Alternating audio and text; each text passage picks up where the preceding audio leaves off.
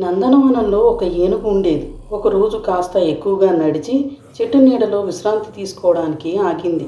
నా శరీరాన్ని చూస్తే నాకే కోపం వస్తోంది. మిగతా అన్ని జంతువులు చలాకీగా పరిగెత్తుతూ ఉంటాయి.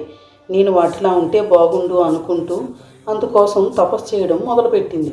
కొన్ని గంటల తర్వాత దానికి నీకేం కావాలో కోరుకో అనే మాటలు వినిపించాయి. ఈ పెద్ద శరీరంతో చాలా ఇబ్బంది పడుతున్నాను. నా ఆకారాన్ని చిన్నగా మారిస్తే చాలు అంది ఏనుగు సంతోషంగా.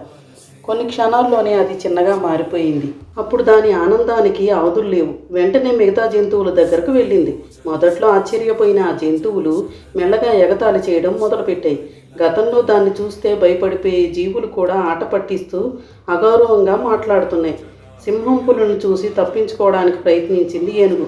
ఒకసారి ఎప్పట్లాగే స్నానం చేయడానికి చెరువు దగ్గరికి వెళ్ళింది. కానీ అందులో కాలు పెట్టగానే మునిగిపోసాగింది. దాంతో భయపడి ఒడ్డుకు వచ్చేసి దిగాలుగా కూర్చుంది.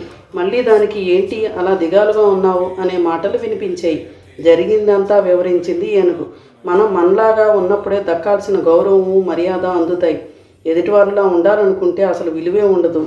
ఇది ఈపాటికే నీకు అర్థమై ఉంటుంది కదా అనే మాటలు వినిపించాయి. అవును, అర్థమైంది. నా శరీరం నాకు కావాలి అంది ఏనుగు. కాసేపట్లోనే పాత శరీరం దానికి వచ్చేయడంతో ఆనందపడింది. నేను నాలాగే బతుకుతాను అనుకుంటూ ముందుకు సాగింది.